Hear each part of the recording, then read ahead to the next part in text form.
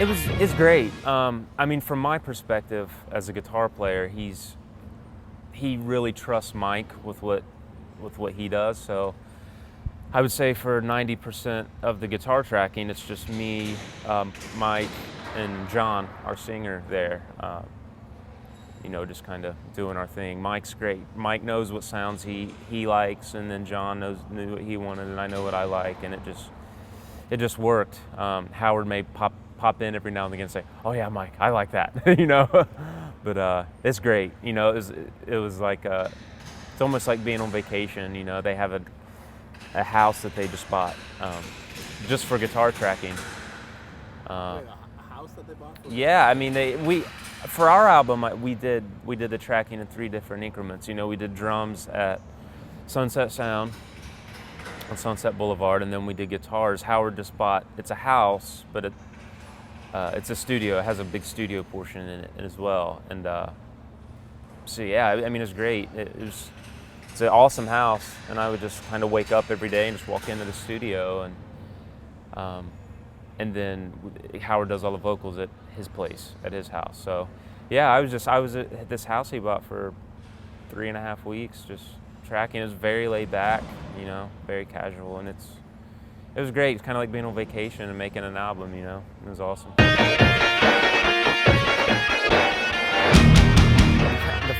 The first song we tracked was our first single off this album, Sick of It. And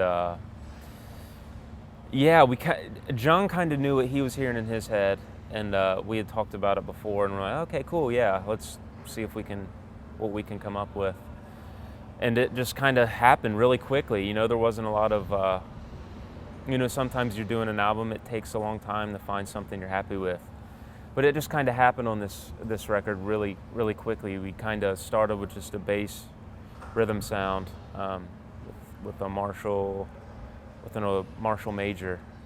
Just laid down the bass rhythms, and then we did some really cool layering. I would go back and layer with a telly through a JCM 800, and we would take off the 6th string, and so if you're just playing a bar chord, the root and the 5th and the high root in drop D or any drop tuning, I would take off the 6th string and just play the 5th and the high root.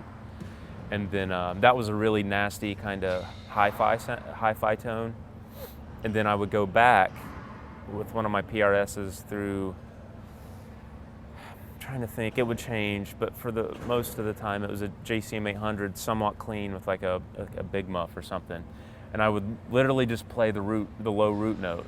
And then he would blend like the 5th and the high root with the telly with the low root of the PRS, and it was cool. I wish I could let you hear some of the stems, but it kind of all came together and just came with this really nasty kind of raw.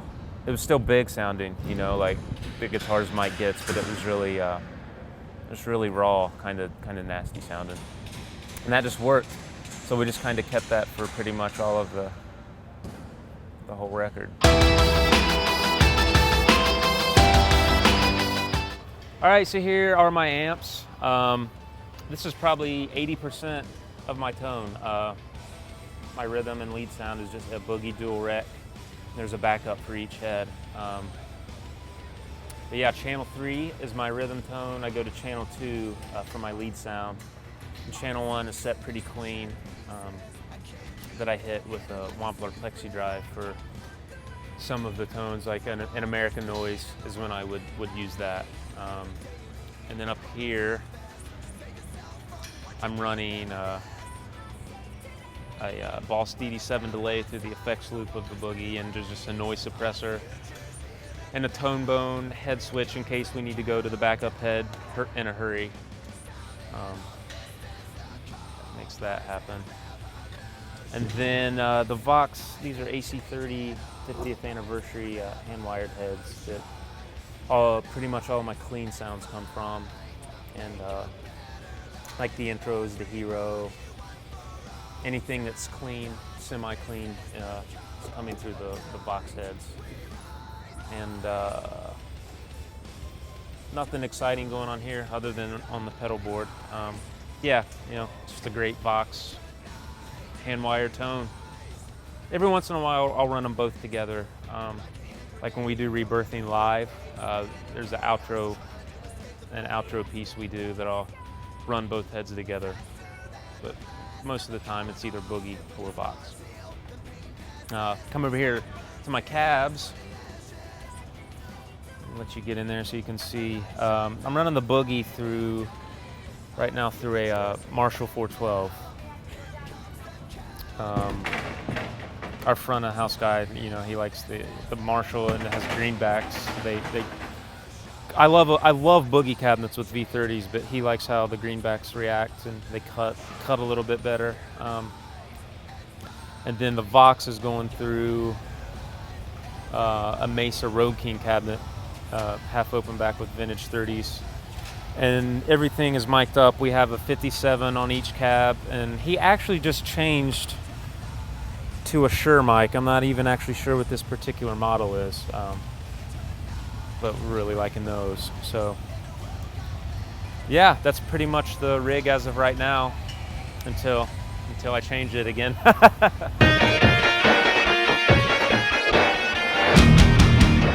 So a lot of bands will take off a year to make an album. We literally played through the summer, played our last show, and then I think flew to LA like a week later. So it's kind of you have to shift quickly from a touring live mindset into get into studio mode. We went to Kenosha, where John and Corey live, for a week of kind of just pre-production, hashing out the songs, kind of working on ideas. We definitely want this. We'd leave this up in the air, see how it works in the studio. Yeah, we just hashed out the 15 songs we tracked for a week in Wisconsin, and then flew out. Once we got out to LA, we had another week with all of Howard's team to just kind of bang out ideas and see what Howard liked, what he didn't like, and honestly, everything was pretty much set. He really was into everything that we kind of had, so it was good. And me, from a personal standpoint, I would just every time we were done tracking for the day, I would just practice my solos nonstop. Because as a guitar player, as you know, those are the things I feel like that take the most time. I mean, me personally, I'm kind of OCD. I could spend a day on one solo, as most guitar players probably would like to.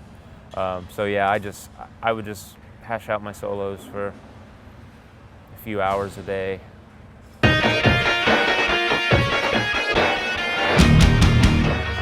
As far as leads and solos, You hear different people doing weird things sometimes to get right. tone. I really, the first song that came up that had a solo, we used it. It was a Marshall. It was just an old super lead, I can't remember if it was 100 watt or 50 watt, but it was an old super lead, and it just sounded amazing. He just added some delay on it for me, and just gained it up. I don't think we used any pedals at all. It just sounded so good. No wah, no nothing. I did use a wah on one solo.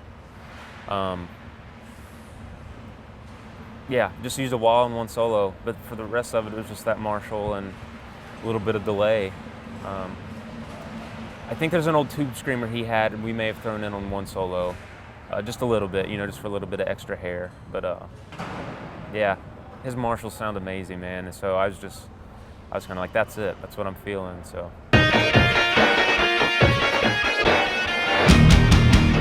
Yeah, I mean, John is the primary songwriter, in the band. So it's fun to work with a guy like that. He's always writing, After a record's released, he may take a couple months or 3 months to kind of decompress from the whole songwriting process. But after that, it's just kind of back to it. And then us as a band, he'll kind of, he'll come to us, like, for instance, if he has a song that he wants a solo for, he'll come to me, whether he gives me the rhythm pass or emails it to me. I'll come up with something and then let him hear it and bounce ideas around. And then his wife, Corey, which also he writes with, she does a lot of all of our programming, so I always call her the mad scientist of Skillet. She takes a song and does her programming stuff too, and kind of turns it into what kind of what is somewhat of the Skillet sound, you know, with the orchestration or the programming. That's all her. So kind of come together, the four of us, you know, whether me doing a solo or you know, in the tracking process, you sometimes come up with guitar chorus melodies. I can call them ear candy. That just kind of happens on the fly. So, but yeah, John's the primary songwriter, so it's kind of him coming up with the base of the song, and then kind of he'll come to Corey or come to me if he wants something for a solo or guitar, and that's how it works typically. Yes, yeah, Jonathan Chu is our violin player, and Tate Olson is our cello player. Yeah, they're out with us all the time. What is that like? Being able to play with those? Yeah, man, it's fun. It's like a rock opera or something. You know, it's fun watching Chu, our violin player. He's like I don't know. I always when we're doing our headlining set, we have stairs that go up to an upper platform. There's a spot in our set where we both go up and rock on the top platform for a little bit, but it's funny. I laugh every night because the spot where we go up, he's so fast. He's like the Chinese guys. Just I'm still going up the steps, and he's like, and he's waiting for me at the top. You know, it's fun, man. Chu and Tate, they both rock it. You know, Chu headbangs with the best of us, and it's fun. It's pretty unique too, you know. It's kind of a unique aspect of Skillet having those guys. So it adds a cool dynamic to our live show.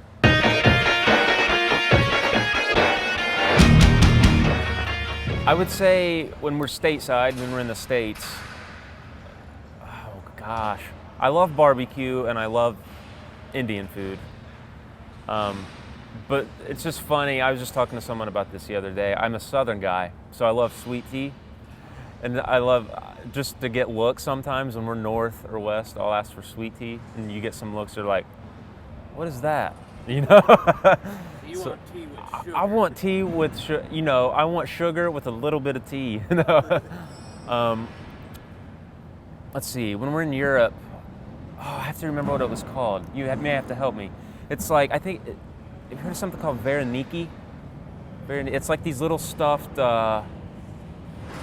it's like dough balls stuffed with, they have dessert ones and then they have like meat tray ones too. Wait, I had them in Ukraine is where I had them. You have to correct me if you find out what it was called. Vereniki, I think is what it was called, but I love that. And then I just learned my lesson. As I was just telling you, we just got back from Russia. Literally right before this tour started, and I brought back a Russian bug with me, and that's not a good thing to have when you're on a bus throughout the night, you know. So, next time we go to Russia, I'm going to be very cautious. You think it was like food poisoning? It wasn't food poisoning because I wasn't sick to my stomach. I was just